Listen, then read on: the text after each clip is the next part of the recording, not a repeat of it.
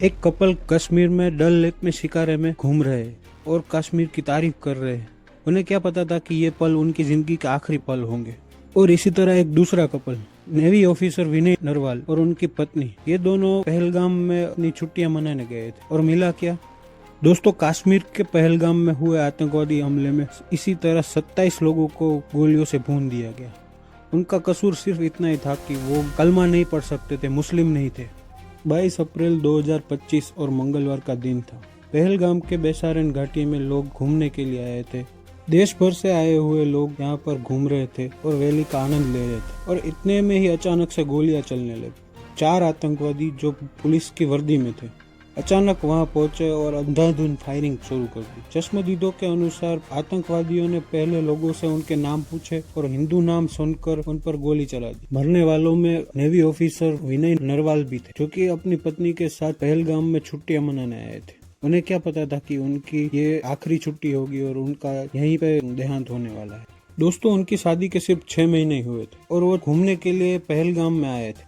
वादियों में घूमते हुए और फोटो वगैरह खिंचाते हुए उन्हें क्या पता था कि ये उनकी जिंदगी का आखिरी दिन होने वाला है।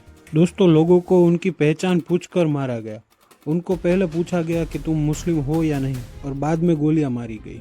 हमले में शिकार हुए लोगों में से एक थी पल्लवी जी। उन्होंने बताया कि जब उनके पति पर हमला हुआ तो उन्होंने आतंकवादी को बोला कि हमको भी मार दो, तो उसने बोला कि जाकर मोदी को बोलना। अब इस पर क्या कहा जाए समझ में नहीं आ रहा है। क्या इन लोगों को सरकार का कोई डर नहीं रहा है?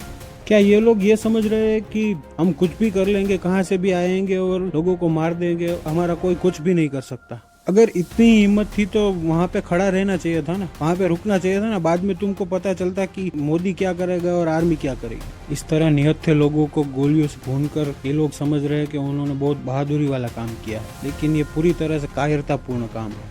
इन निर्दोष लोगों ने तुम्हारा क्या बिगाड़ा है? हमले में शिकार हुए लोगों के परिवारजनों में से एक ने बताया कि आतंकवादी ने उनसे बोला कि तुम लोगों ने मोदी को सर पे चढ़ा रखा है, हमारा मजहब तुम्हारी वजह से खतरे में है। इतनी नफरत ये लोग लाते कहाँ से? हर बार हिंदुओं की वजह से ही तुम्हारा मजहब कैसे खतरे में आ जाता है? और इतना जहर इनके दिमाग में भर कौन रहा है, पहले तो ये देखना चाहिए।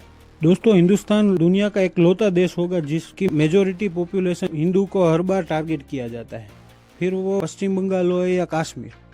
हर बार हिंदुओं की वजह से ही इन जिहादियों का मजहब क्यों खतरे में आ जाता है? आज हमारे देश की कैसी स्थिति है समझ में नहीं आ रहा है, जिसका मेजोरिटी पॉपुलेशन हिंदू ही अपने देश में सुरक्षित नहीं है। उसे अपने ही देश के एक राज्य में इसलिए मार दिया जाता है कि वो मुस्लिम नहीं है। उसे कलमा पढ़ना आता तो वो जिंदा बच जाता। और उससे भी बड़ी सोचने वाली बात यह है कि कुछ लोगों को हर बार ये लगता है कि आतंकवादियों का कोई मजहब नहीं होता। अरे मजहब नहीं होता तो ये लोग हर बार मजहब के नाम पे ही क्यों लोगों को मारते हैं? क्यों लोगों को मारने से पहले उसका नाम पूछा जाता है, उसका मजहब पूछा जाता है, और फिर कंफर्म हो जाए कि ये मुस्लिम नहीं है तभी उसे मारा जाता है। इसी तरह का हमला पिछले साल जून में भी हुआ था, वो भी याद होगा आपको। जम्मू कश्मीर के रियासी से कटरा जाने वाली बस पर आतंकवादियों ने हमला कर दिया। गोली लगने की वजह से ड्राइवर ने बस पे से कंट्रोल खो दिया और बस 50 फुट गहरे गड्ढे में गिर गई।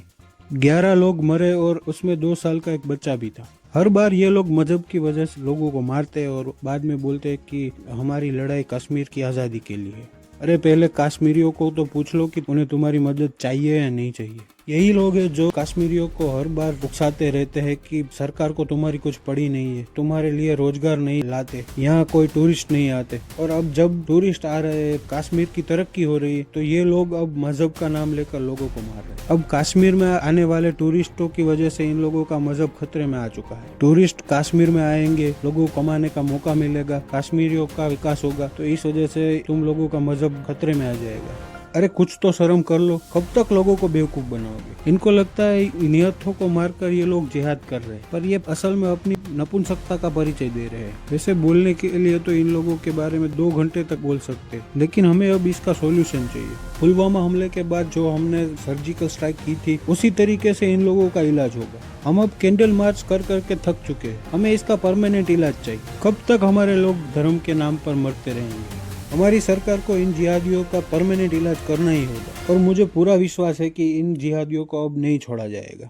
इन्हें ऐसा सबक सिखाना पड़ेगा कि अगली बार भारत की तरफ देखने से पहले भी 7 बार सोचे ये लोग। एंड में बस इतना ही कहूँगा दोस्तों कि इस हमले में शहीद हुए लोगों की आत्मा को भगवान शांति दे।